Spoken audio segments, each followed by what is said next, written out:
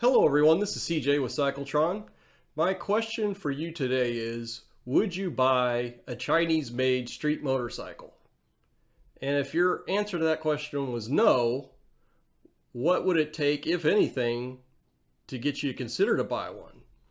The reason I asked that is I was quite surprised recently when I went to a nearby metric motorcycle dealership.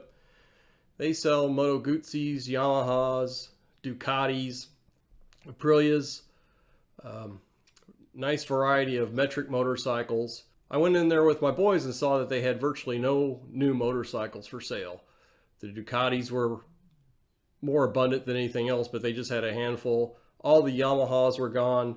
They were down to a couple of Aprilias.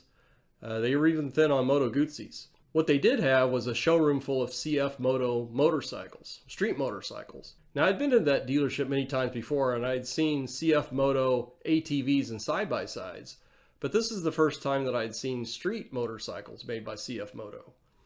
Apparently, this company's been around for about 30 years. They're a Chinese-based manufacturer. They've started importing motorcycles into the US about 10 years ago with a focus on ATVs and side-by-sides, and recently expanded into street motorcycles. They've had a 10-plus year partnership with KTM. In fact, KTM supplies engines for a couple of their models, so they do some manufacturing for each other.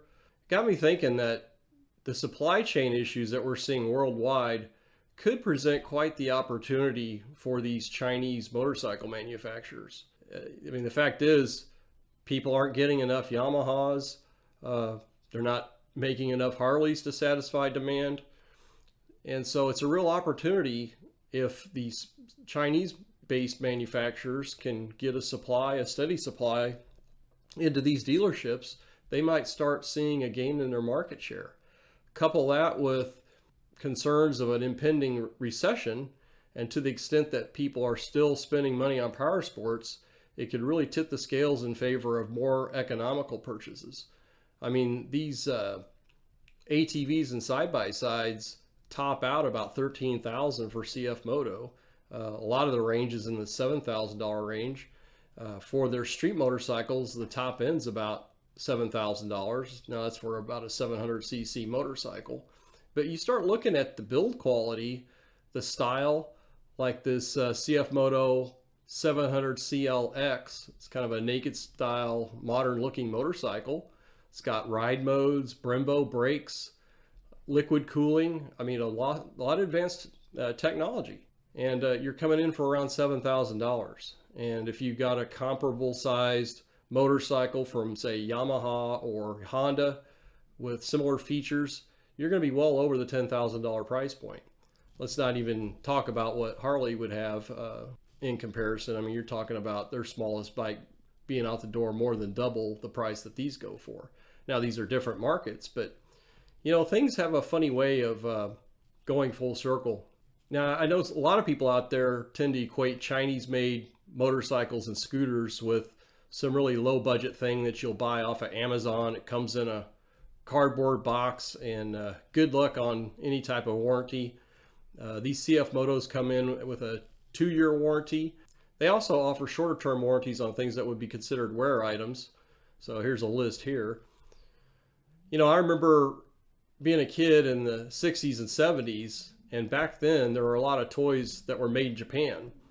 And a big joke at the time was, you know, if it was made in Japan, it was utter junk. Now, part of that had to do with the type of things being made, like these pressed tin toys. They're collector's items now. But interestingly, after World War II, Japan embraced statistical process control, various quality control methodologies that have been pioneered in the United States. Very few companies, though, in the United States actually employed these tactics, aside from big companies like, say, Western Electric. Whereas a guy like Deming was practically a hero in Japan, and he'd go there and lecture a number of times on statistical process control, and it gained widespread adoption with the major vehicle manufacturers as well as electronic suppliers in Japan. Now, at the same time, I remember in the early 70s seeing a railroad siding full of these little Honda Z coupes. And at the time, everybody in my family drove big American sedans, and these things just looked like a complete joke. I remember laughing with my uncle. It's like, can you believe they would even make such a thing? Well, you know, Honda's done pretty well since then. Of course, they were making good motorcycles even in the early 70s and then going into the 60s.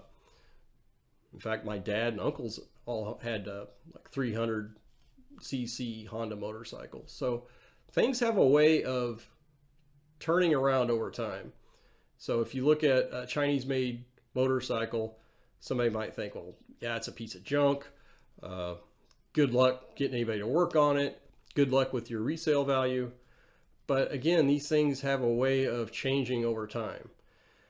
Now, a lot of people who buy motorcycles, if you're not buying a metric already, would prefer to buy a motorcycle assembled in the United States, say an Indian or a Harley.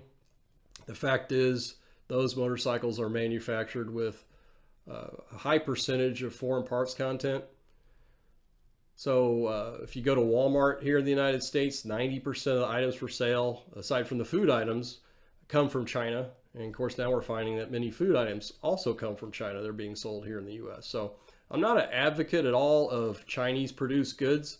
I'm just saying it's kind of a reality. And I was really shocked to see so many Chinese made motorcycles at my local motorcycle dealership.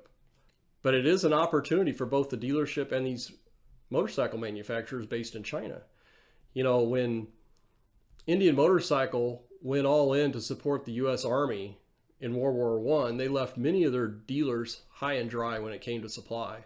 And that provided a huge opportunity for Harley-Davidson motorcycle, to the extent that a lot of motorcycle dealers who couldn't get Indian motorcycles started selling Harleys.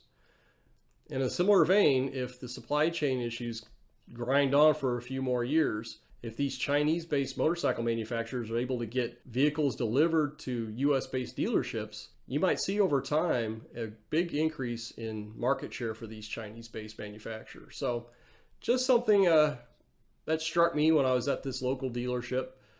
So tell me what you think. Have you ever heard of CF Moto? Chances are, if you have, it's been for an off-road or ATV type vehicle. Do you have a dealership that sells their street motorcycles? I'd be curious, particularly if you had any experience with them. So please let me know in the comments section. Thanks for tuning in, and please stay tuned for future videos.